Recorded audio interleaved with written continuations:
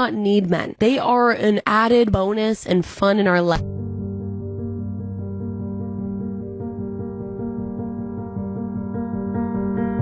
Christina expliquait vouloir offrir aux femmes un espace où elles pouvaient se retrouver entre elles loin du regard masculin. Mais dans les faits, cette idée d'autosuffisance avait des limites très concrètes. Parce que au bout du compte, elle avait besoin des hommes, n'est-ce pas? Et le plus drôle, c'est qu'en lisant les commentaires du post, les gens se demandaient qui a construit les saunas, qui a construit l'infrastructure, qui a fait toute la plomberie de l'île. Donc en gros, les hommes ont aménagé toute l'île pour elle. Les hommes ont fait toutes les installations sur l'île pour elle. Et puis ils n'étaient invités à revenir que lorsqu'ils devaient faire des réparations, lorsque des tuyaux étaient bouchés, lorsqu'il fallait lutter contre des insectes envahissants, etc. C'est exactement pour ça que quand on voit ces discussions en ligne ou alors quand on voit des intervieweurs de rue demander aux femmes « Avez-vous besoin des hommes? Pensez-vous que les femmes aient besoin des hommes? Pensez-vous que les hommes aient besoin des femmes ?» Et vous savez, les hommes diront évidemment oui parce que c'est un fait logique, c'est du bon sens d'avouer avoir besoin du sexe opposé. Mais il y aura des féministes délirantes qui diront « Non, nous n'avons pas besoin d'hommes. » Elle voulait un monde utopique sans hommes, mais elle a eu besoin d'hommes pour la construire, cette utopie, la réparer et la sauver lorsque les choses tournaient mal. Dans cette vidéo, on va un petit peu se pencher sur l'effondrement hilarant de la Super She Island, un rêve féministe qui a échoué parce que, attention, spoiler alerte, ce sont les hommes qui font le travail difficile. De la plomberie aux lignes électriques, ce sont les hommes qui ont tout rendu possible. Puis ils ont été expulsés, jusqu'à ce qu'elle ait à nouveau besoin d'eux, bien sûr. Comme c'est drôle, je sens déjà que je vais me taper des barres alors, messieurs, je n'imagine même pas pour vous. J'espère que vous avez pris de quoi vous rafraîchir parce qu'on va faire un petit peu d'archéologie. Bon, au sens figuré, bien sûr. N'oubliez pas tout au long de la vidéo de la liker, de vous abonner et pourquoi pas de la partager. Et aussi, très important, pensez à regarder la vidéo jusqu'à la fin pour saisir l'entièreté du propos. Bon visionnage. Vous avez peut-être déjà entendu parler du projet de la Super She Island, cette fameuse île privée en Finlande réservée exclusivement aux femmes. Après avoir vendu son entreprise informatique, l'entrepreneuse Christina Roth a décidé de créer un espace où les femmes pourraient se déconnecter, se connecter, se ressourcer selon leurs propres conditions. Seulement, les hommes ne sont pas admis. Cette idée est devenue la Super She Island, une retraite exclusive réservée aux femmes, nichée au large des côtes finlandaises. L'île de 8,4 hectares propose des cabines haut de gamme, des saunas traditionnels et des expériences de bien-être organisées, toutes conçues pour nourrir l'esprit, le corps et la communauté féminine, j'imagine. Encore une fois, les hommes ne sont pas autorisés. Ce qui avait commencé comme un blog personnel et une retraite intime s'est rapidement transformé en un réseau mondial de plus de 3000 femmes. Et maintenant...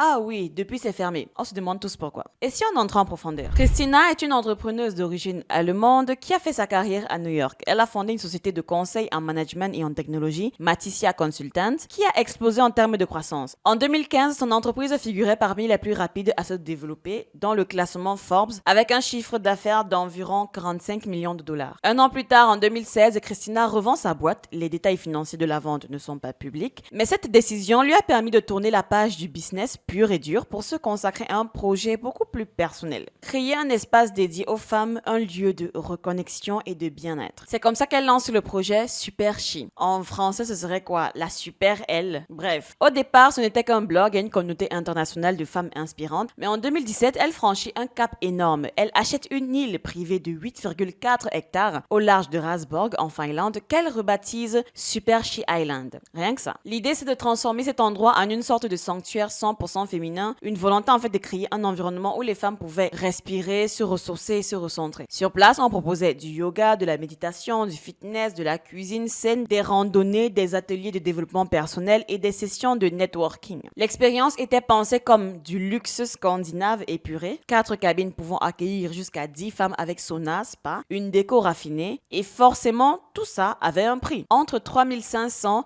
et 7200 $ la semaine, selon la formule. L'alcool et la caféine étaient bannis, la nourriture saine était la norme et l'ambiance tournait uniquement vers le bien-être. Mais attention, on ne pouvait pas juste réserver son séjour avec sa carte bancaire, non. Pour accéder à la Super She Island, il fallait candidater, oui, remplir un questionnaire et passer une interview avec Christina elle-même. Waouh. Bref, la sélection reposait sur la personnalité et la motivation et pas seulement sur le portefeuille. Quand les premières retraites ouvrent en 2018, le concept prend tout de suite de l'ampleur. La communauté Super She réunit jusqu'à 8000 femmes issues de 122 pays. Finalement, l'aventure de l'île a eu une durée de vie limitée. En 2023, Christina vend Super She Island à un dirigeant de transport maritime, Dejan Mihov, pour environ 1 million d'euros.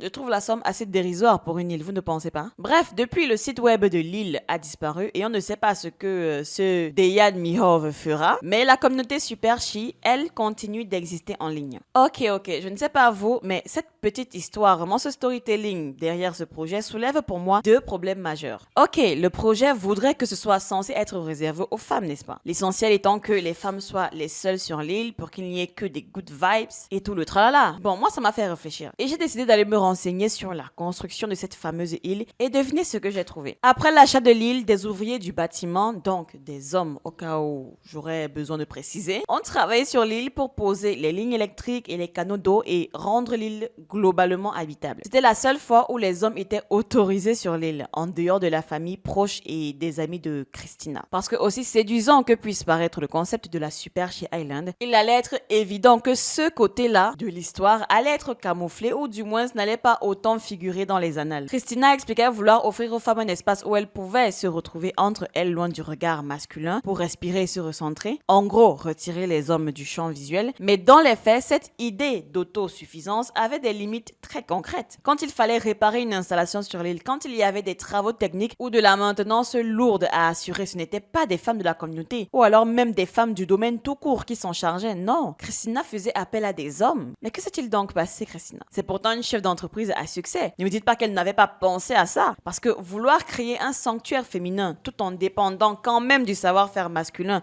pour faire tourner l'infrastructure, on se pose des questions. Est-ce que la Super Chi Island était vraiment un modèle d'indépendance féminine ou était-ce surtout une bulle de luxe reposant en coulisses sur un système qui continue de s'appuyer sur les hommes? Il y a clairement une contradiction majeure. D'un côté, le discours sur l'autonomie, le bien-être et la sororité. De l'autre, la réalité matérielle qui rappelle qu'on ne peut pas complètement effacer l'interdépendance entre les sexes. Surtout dans des projets aussi techniques qu'une île privée, que construire une île privée, rendre une île privée habitable, manœuvrer et faire fonctionner tout ce qu'il y a à construire. Et c'est probablement cette tension entre le rêve vendu et la réalité du terrain qui a contribué à limiter l'impact du projet et à nourrir la perception que la Super Chi Island était plus un produit marketing élitiste qu'une véritable révolution sociale. Parce que au bout du compte, elle avait besoin des hommes, n'est-ce pas? Et le plus drôle, c'est qu'en lisant en fait les commentaires du post, les gens se demandaient qui a construit en fait les saunas, qui a construit l'infrastructure, qui a fait toute la plomberie de l'île. Donc en gros, les hommes ont aménagé toute l'île pour elle, les hommes ont fait toutes les installations sur l'île pour elle et on leur a dit après...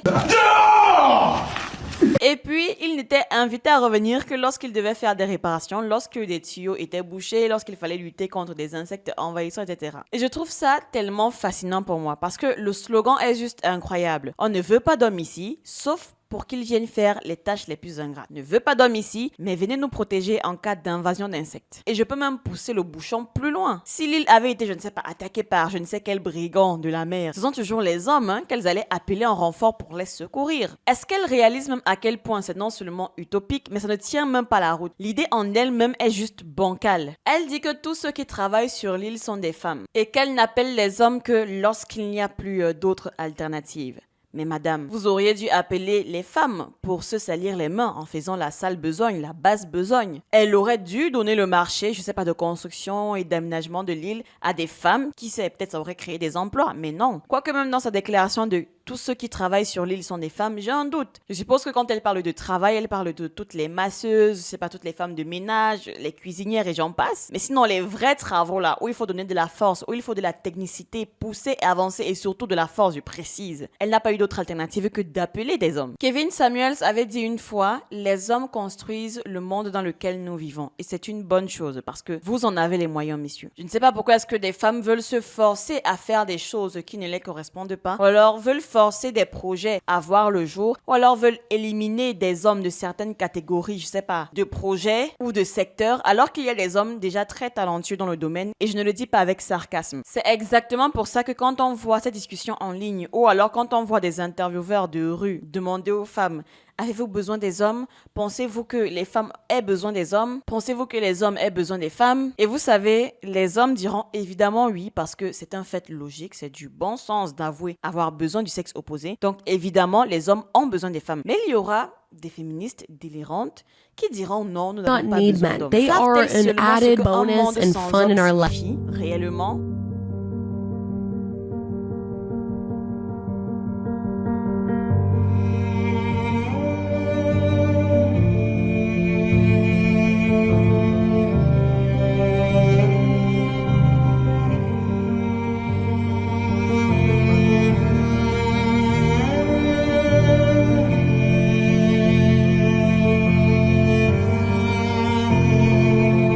Est-ce que ces femmes regardent seulement en fait le monde dans lequel elles vivent, dans la vie de tous les jours, l'eau qu'on boit, l'eau avec laquelle on prend des douches, la climatisation qu'on utilise, l'électricité, Internet? Qui s'occupe de ces infrastructures? Qui? Nous avons besoin des hommes. Les hommes ont tout construit, les hommes maintiennent la société. Vous faites fonctionner toutes ces choses importantes qui maintiennent une société, messieurs. Et quand les femmes disent qu'elles n'ont pas besoin des hommes, elles mentent. Elles mentent parce qu'elles viendront vous chercher quand tout ira mal. Et vous le savez, on le sait tous, mais visiblement, soit elles ne le savent pas, soit elles font semblant de ne pas savoir. Et cette île, en fait, est un exemple parfait d'à quel point des utopies de ce genre ne peuvent être réalisables. La preuve, le projet n'a pas mis long feu. On ne dit pas spécifiquement pourquoi elle a été obligée de revendre l'île en 2023, mais j'ai mes petites idées à moi. Le second point que je ne pouvais ne pas remarquer, c'est au niveau du standing de l'île. La bonne blague, vraiment. Alors, au-delà de la contradiction autour de la dépendance aux hommes, etc., pour la maintenance de l'île, il y avait aussi un autre point qui, à mon avis, posait problème dans cette histoire et qui d'ailleurs avait été critiqué par les gens à l'époque. L'aspect élitiste du projet. Christina Roth parlait d'un lieu inclusif pensé pour toutes les femmes sans distinction. Mais dans les faits, les tarifs pratiqués étaient loin d'être accessibles au plus grand nombre d'entre elles. On parle de 3 500 à 7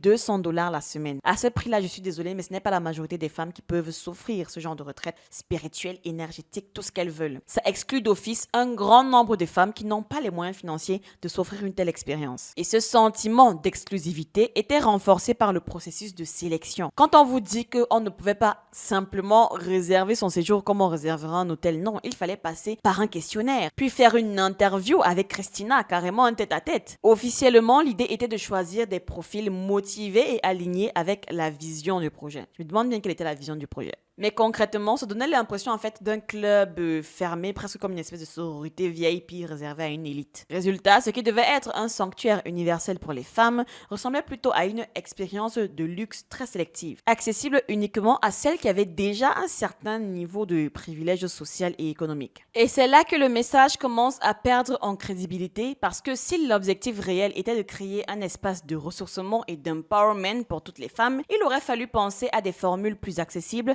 avec des fourchettes de prix abordables ou au moins avec un modèle qui ne soit pas uniquement tourné vers le haut de gamme. Et ce seul point renforce l'une des vérités les mieux cachées ou alors les moins dites par celles qui portent le mouvement. Comme quoi, pour être une vraie féministe, une vraie, vraiment de vraie, il faut avoir l'argent. Il faut avoir de l'argent. Le féminisme de base est un mouvement bourgeois. Ce sont les femmes de la bourgeoisie qui s'ennuyaient à la maison, qui voulaient avoir le droit de faire autre chose que d'être belles à la maison. Parce que, évidemment, elles avaient des domestiques pour tout faire pour elles. Mais cette vérité, peu de femmes sont prêtes à l'entendre. Cette discussion, peu de femmes sont prêtes à l'avoir. En résumé, la Super She Island se voulait une utopie féminine, mais elle a surtout reflété une certaine vision en fait de l'entrepreneuriat du bien-être, un concept séduisant dans les discours, mais limité par la réalité économique et une dépendance à des ressources extérieures, y compris masculines. C'est un peu le parfait exemple d'un rêve qui se heurte à la réalité. Sur le papier, le projet avait tout pour séduire, une île paradisiaque, une communauté de femmes inspirantes, un cadre dédié au bien-être et à la reconnexion. Mais quand on gratte un peu, juste un peu, on voit vite les limites. La dépendance aux hommes pour maintenir l'infrastructure, une île censée être un sanctuaire sans hommes et des prix tellement élevés que seule une minorité privilégiée pouvait se permettre en fait d'y accéder. En clair, le concept vendait une utopie universelle, mais il a fini par ressembler à un club exclusif réservé à une élite. Et c'est fort probable que ce soit cette contradiction entre discours inclusif et la réalité sélective qui a empêché en fait le projet de durer et de s'imposer comme un vrai modèle. Non, je déconne. C'était juste voie à l'échec dès le départ. À chaque fois que les gens, femmes, ont essayé de vivre sans dépendre des hommes, ça ne s'est jamais vraiment bien passé. Je me demande même pourquoi réellement vouloir vivre sans le sexe opposé. Pour quelle raison? Dans tous les cas, dites-moi en commentaire si vous vous rappelez de ce projet, ce dont vous en avez pensé. Et pour ma part, je vous dis à bientôt dans une prochaine vidéo. Ciao!